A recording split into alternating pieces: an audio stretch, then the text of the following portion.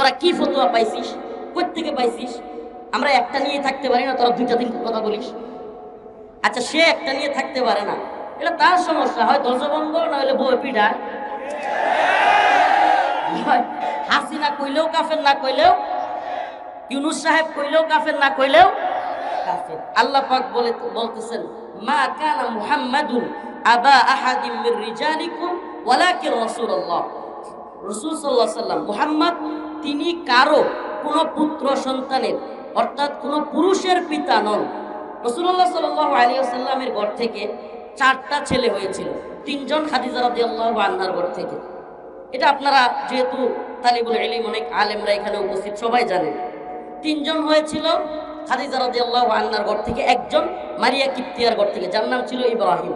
খাদিজা রাদিয়াল্লাহু আনহার ঘর থেকে যারা হয়েছিল তাদের নাম কি ছিল? তাহের, তৈয়ব, কাসেম। 3জন ছিল।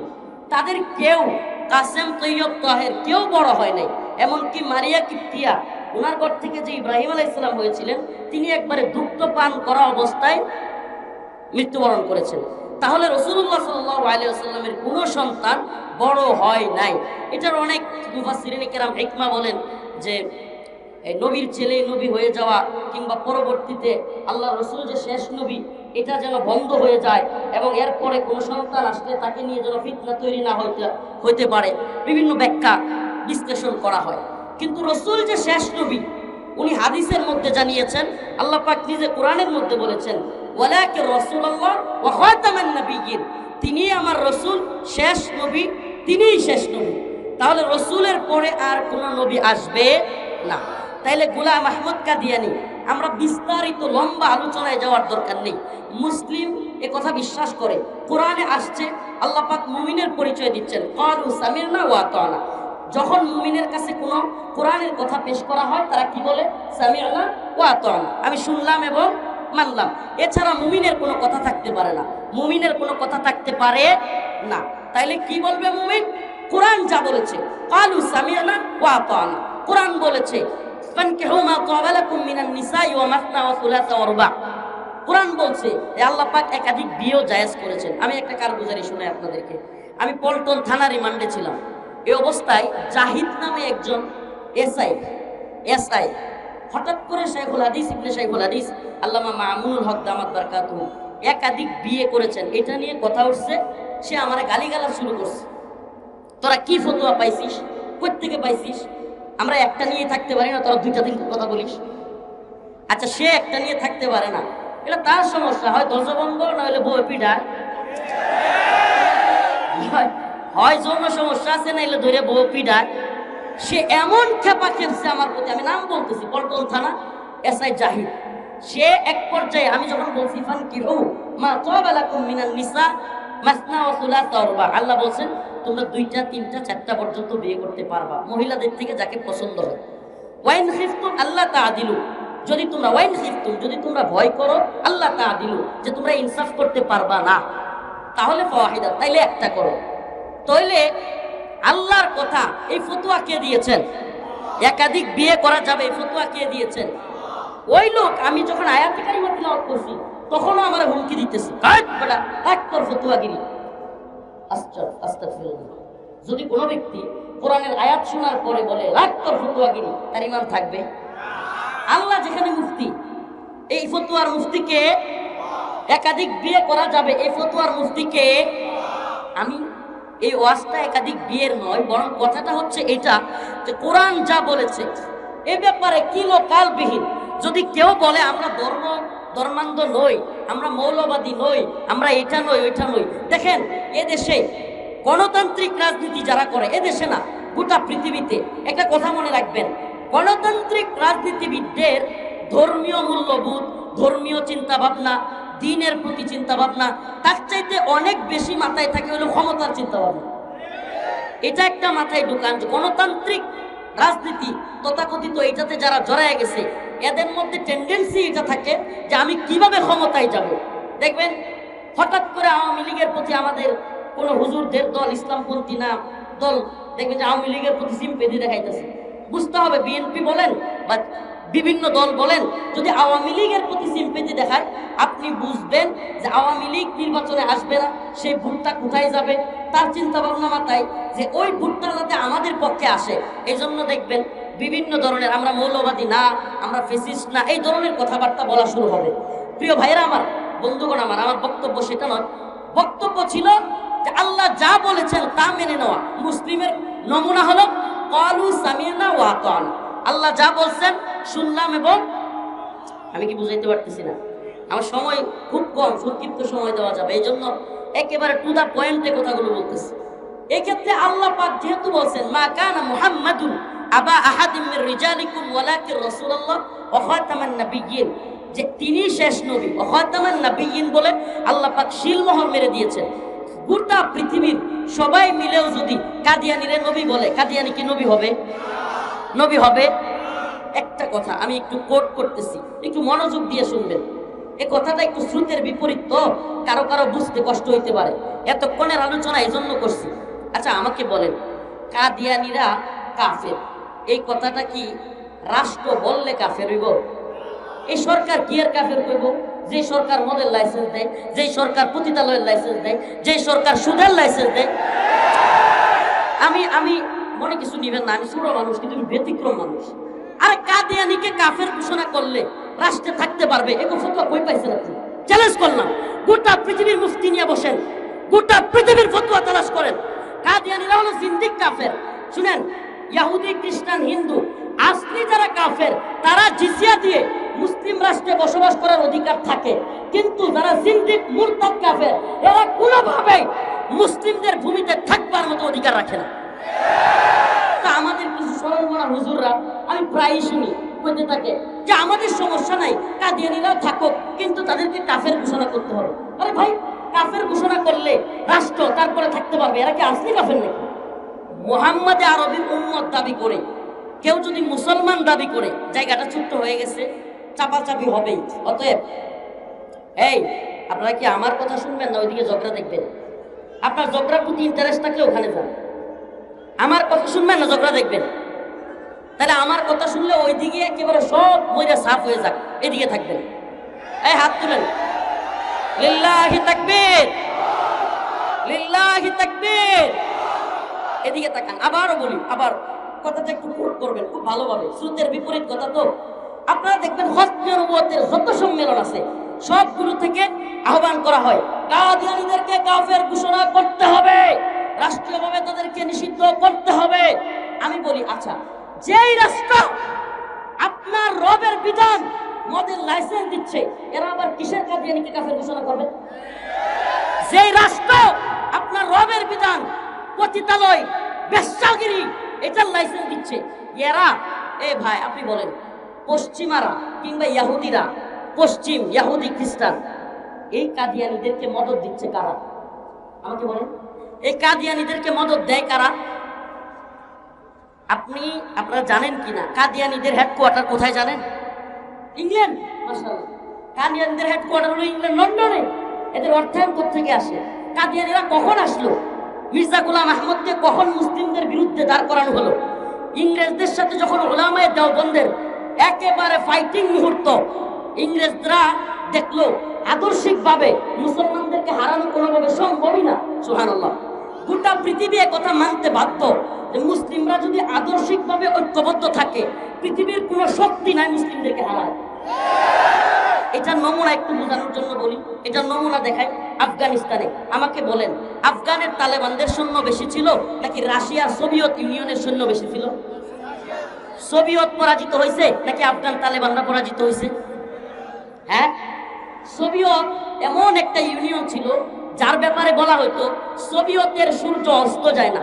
এর মানে কি, সোভিয়েতের অধীনে এতগুলো দেশ ছিল একসাথে যে এক দেশে সকাল থাকলে আরেক দেশে বিকাল থাকতো। সোভিয়েতের সূর্য কি হয় না, অস্ত যায় না। তালেবানের কাছে আইসা সোভিয়েতের সূর্য তো অস্ত গেছেই, খুব একটা রাষ্ট্রে পরিণত হয়েছে। এতগুলো রাষ্ট্র ভাঙ্গা খান খান হইয়া শুধু রাশিয়া আছে। কি আছে? আচ্ছা আমাকে বলেন, যারা একটু রাজনীতি সচেতন, যারা জানেন সোভিয়েতের ট্যাঙ্ক, কামান, বিমান তালেবানের চাইতে কম ছিল না বেশি? তাইলে মুসলমানদের কাছে পরাজিত হওয়ার কারণ কি?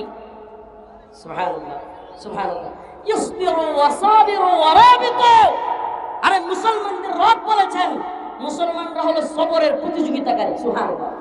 আমরা কি সবরের প্রতিযোগিতাকারী? ইসবিরু ওয়াসাবিরু ওয়ারাবিতু। আমরা এমন প্রতিযোগী যে মনে করেন দুইজন লোক একে অপরের হাত কামড়ে ধরছে। কি করছে? একে অপরের হাতে কামড় দিছে। কামড় দেওয়ার প্রতিযোগিতা, কে আগে শিক্ষর দেয়। কি করে? কে আগে বাবা গো কয়ে ডাক মারে।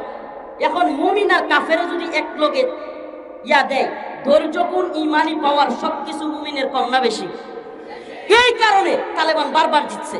আপনার আরেকটা উদাহরণ দিই, আমেরিকা, নেটো সমস্ত জোট মিলায়া, নেটো জোটের ব্যাপারে যারা জানে 48টা রাষ্ট্র। কয়টা? France, Japan, Italy, Germany, Russia, sorry Russia না, ফ্রান্স, জার্মান, ইতালি, এরপরে হলো আপনার কি বলে আমেরিকা, ইউরোপ, ইউরোপের অনেক রাষ্ট্র। এতগুলো রাষ্ট্র একত্রিত হইয়া প্রায় 48টা রাষ্ট্র নেটো জোট গঠন করছিল। কি জোটের নাম? কি? সামরিক জোট। তুরস্ক ছিল। এতগুলো রাষ্ট্র একত্রিত হইয়াও আফগানিস্তানে আয়া জিতছে নাকি মায়ের খায়া বাপ ডাইকা নাকি খত দিয়া পালাইছে? হ্যাঁ, পালাইছে কি পালায় নাই? আমাকে বলেন, ফ্রান্স, জার্মানি, ইতালি, তারপরে আমেরিকা, ইউরোপ সবগুলো রাষ্ট্রের চাইতে তালেবানের সৈন্য সংখ্যা বেশি ছিল? কামান বেশি ছিল, ড্রোন বেশি ছিল, মিসাইল বেশি ছিল? আরে ভাই কিছু ছিল না। একটা ইতিহাস বলি, এমনকি এক পর্যায়ে আমেরিকা এবং নেটোর বোমা হামলায় আফগানিস্তানের বিল্ডিং গুলো একেবারে পাউডারের মতো হয়ে গেছিল। এক পর্যায়ে একটা পাহাড় ছিল, তুরাবুরা পাহাড়। নাম কি? শুধু এই এক তুরাবুরা পাহাড়ে মুজাহিদরা, আমি শেখ আব্দুল্লাহ আজম রাহিমাহুল্লাহ তাফসিরে তাওবাটা পড়েছিলাম, এটার মধ্যে আসছে তুরাবুরা পাহাড়ে ওনারা নষ্ট রুটি 3-4 দিনে নষ্ট রুটি খায়া খায়া জীবনযাপন করছে। সুবহানাল্লাহ। সেখান থেকে আজকের আফগান জাতি বিজয় তো আমরা সবাই দেখছি, কিন্তু ওই বিজয়ের সিঁড়ির নিচে কত যে শহীদের লাশ। আফগানিস্তানের এমনও এলাকা আছে যে এলাকায় কোনো ঘরে শহীদ নাই, এমন কোনো ঘর নাই, এমন কোনো ঘর নাই যেই ঘরে এতিম সন্তান নাই, যেই ঘরে বিধবা স্ত্রী নাই। কল্পনা করা যায়? তা আমরা বাংলাদেশে কয়জন শহীদ হয়েছি ইসলামের জন্য, দিনের জন্য কয়জন কোরবানি পেশ করছি? কয়েকদিন করে কারাগারে থাকি, এতে আমার মা বোন সবগুলো মিললে কাইন দেয়া শেষ হয়ে যায়। এই হালত না? তো দিন বিজয় এত সহজ না। তো যে কথাটা বলতেছিলাম যে আফগান জাতি জিতছিল, ইউরোপ যখন দেখলো, পশ্চিম যখন দেখলো, ইংরেজরা যখন দেখলো যে আমরা মুসলিমদের সাথে ভারতবর্ষে কি করতে পারবো না, পারবো না, এরা চিন্তা করলো যেহেতু এদের মোল্লা উমর আছে, আমাদের মোল্লা ব্র্যাডলি তৈরি করতে হবে। এদের থিওরি, এটা থিওরিক্যালি তারা দেখলো যে মুসলিমদের মধ্যে ফাটল ধরাইতে হলে মুসলিমদের মধ্য থেকে একদল মুনাফিক বের করতে হবে। কি বের করতে হবে?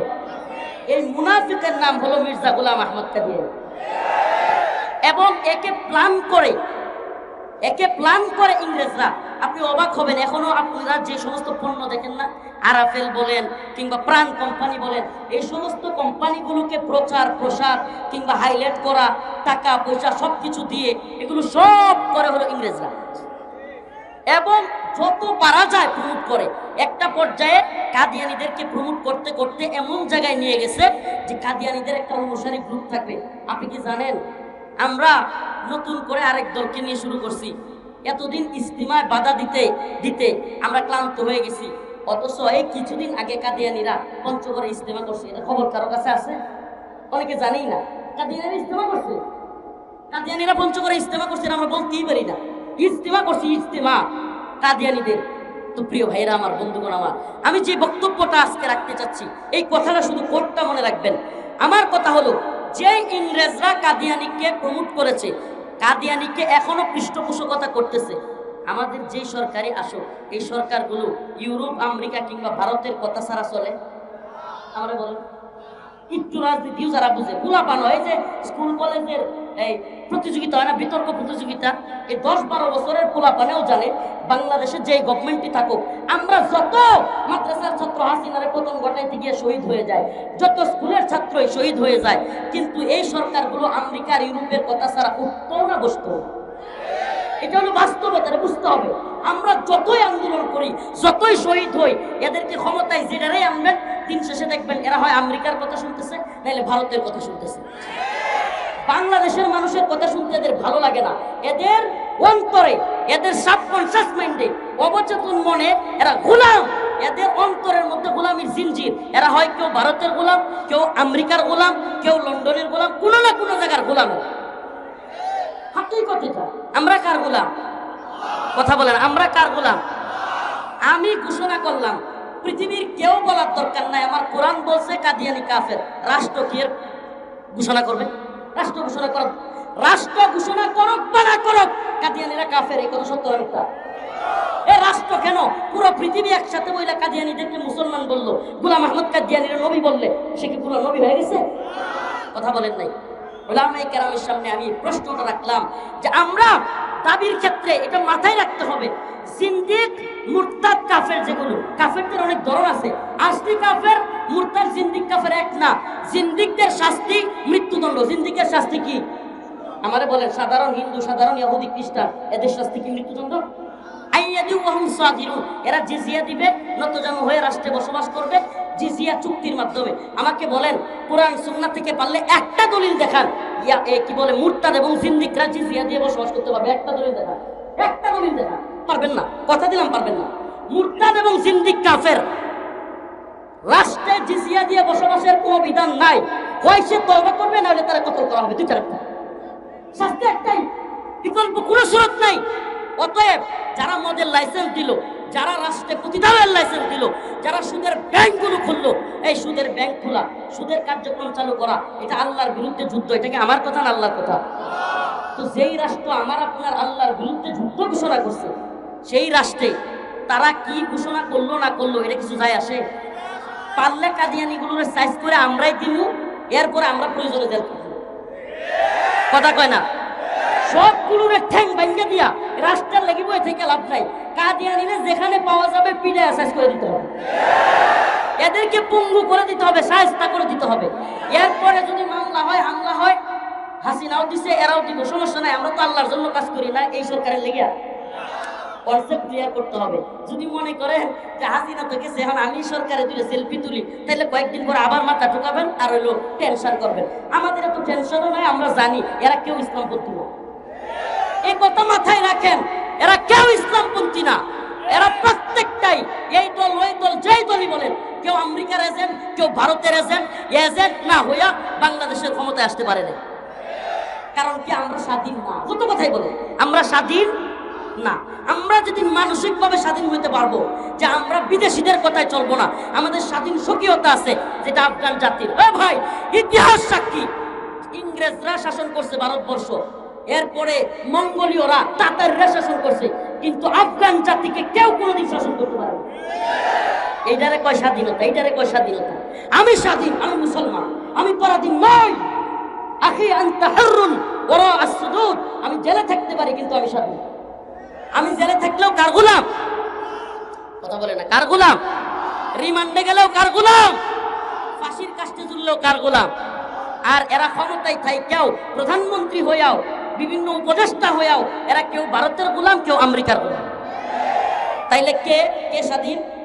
আমরা স্বাধীন। আমরা এই স্বাধীনতার মিনিংটা বুঝতে হবে। কে কাফের ঘোষণা করলো, কে করলো না, আমাদের যায় আসে না, আমাদের যায় আসে না। এরা তো আমাদেরকে পারলে, যেই দলীয় ক্ষমতায় আসুক, পারলে ইসলামপন্থীদেরকে মেসাকার করে, মেসাকার। এটা এদের থিওরি। কারণ কি? এদেশে ইসলামপন্থীরা থাকলে তারা এই যে সমস্ত কাজগুলো, তথাকথিত নারী অধিকারের নামে আমাদের মা বোনদেরকে রাস্তায় বের করা, তথাকথিত মানবাধিকারের নামে সমকামিতা প্রমোট করা, আমরা থাকলে তো কিছুই করতে পারবো। বুঝছেন কথা? বিষয়টা বুঝতে পারছেন? আমার বক্তব্যটা আপনারা একটু ক্লিয়ারলি বোঝার চেষ্টা করেন। শ্রুতের বিপরীত বক্তব্য দিলাম। কে কাফের ঘোষণা করলো না করলো, এই জন্য কাদিয়ানিরা মুসলিম থাকে নাই। কাদিয়ানিরা মুসলিম না কাফের? বাংলাদেশে ঘোষণা করলেও কাফের, না করলেও, হাসিনা কইলেও কাফের, না কইলেও, ইউনূস সাহেব কইলেও কাফের, না কইলেও কাফের। এইটা ঢুকান। আর আরেকটা কনসেপ্ট কি? প্রয়োজনে হক্কানি মুফতিয়ানি কেরামের কাছে ফতোয়া চাইবেন যে হুজুর, জিন্দিক কিংবা মুরতাদ যারা ইসলামপন্থী মুসলমান কিন্তু এরা কাফের হয়ে গেছে, এরা কি রাষ্ট্রে জিজিয়া দিয়ে বসবাস করতে পারবে? না, পারবে না। মুফতিয়ানি কেরাম এখানেও থাকতে পারেন, পারবে না। তাহলে আমরা যে বক্তব্যটা দেই, অনেক খতমে নবুয়ত সম্মেলন, আমার খুব কষ্ট লাগে। ছোট মানুষ, আমি এত বড় আলেম না, কিন্তু আমার কষ্ট লাগে। কি রে ভাই, কি বলতিস? জিন্দিক কাফের, যারা আল্লাহর রাসূলকে মানে না আবার মুসলমান দাবি করে মসজিদ বানায়, এই জিন্দিকদের আবার কিসের রাষ্ট্রে বসবাস? মুসলিম রাষ্ট্রে জিন্দিকরা জিজিয়া দিয়ে থাকতে পারবে? থাকতে পারবে? একটা কাদিয়ানি কেউ ইসলামপন্থীরা সরকারে আসলে হয় ও তওবা করবি, নাইলে কল্লা ফেলায় দেওয়া হবে। হয় তওবা, নাইলে এটা শাস্তি। কাদিয়ানিদের শাস্তি এটা, এটা কোরআন সুন্নাহ অনুযায়ী শাস্তি। ইসলামপন্থীরা ক্ষমতায় আসলে হয় তওবা, না হয় কি? এটা এটা কোরআনের আইন। আল্লাহ পাক আমাদের সবাইকে বুঝার তৌফিক দান করুন, আমল করার তৌফিক দান করুন। দোয়া করবেন আমার জন্য, খাস করে আপনাদের কাছে দোয়া চাই। আখিরু দাওয়ানা আলহামদুলিল্লাহি রাব্বিল আলামিন। আসসালামু আলাইকুম ওয়া রাহমাতুল্লাহি ওয়া বারাকাতুহু। আলহামদুলিল্লাহ।